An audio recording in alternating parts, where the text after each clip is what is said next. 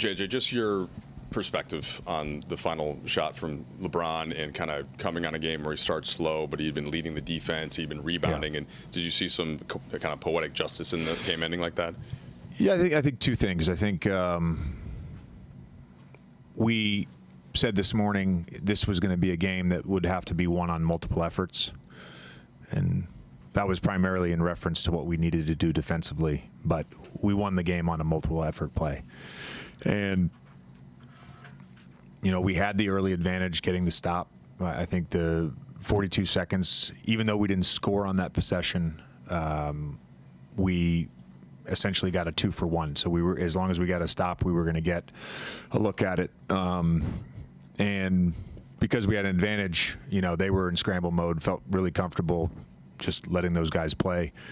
And Bron just made a huge play, and I think it's another great example, you know, where he doesn't necessarily have it going early and got off to a slow start offensively. He was so good defensively. He was so good on the glass for us and really led us on that end, and then takes over in the fourth quarter and then gets rewarded by the basketball gods because he didn't let go of the rope and didn't stop competing.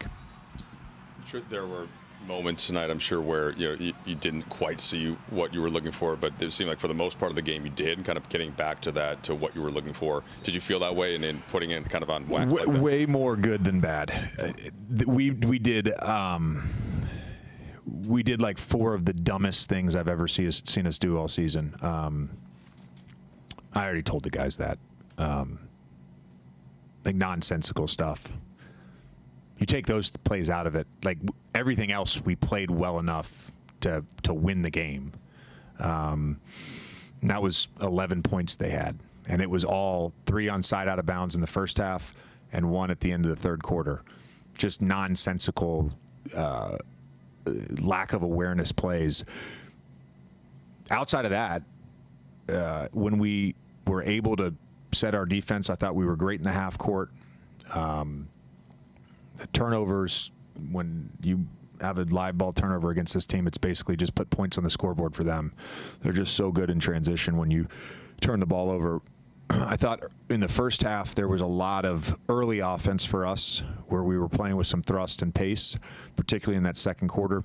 And then in the second half, it was more about execution, and when we were able to stay calm and execute, we got really good stuff. And truthfully missed a bunch of wide open shots and had some shots at the rim that we didn't convert.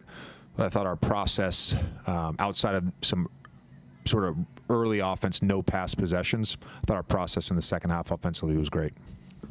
You guys had lost 7 out of 10. You admitted to us the other night that we're going through it a little bit. Your guy, Rui, had been missing for almost 2 months.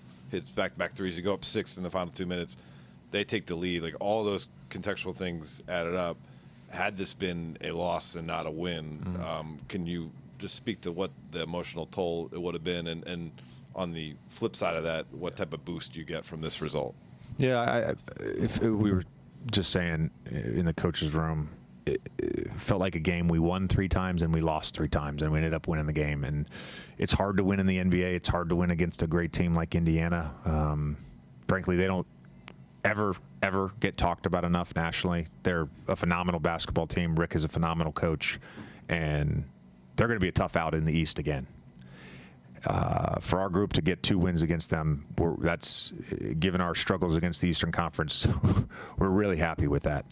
And I think Rui just, you know, again, getting back in the groove, getting some confidence from tonight.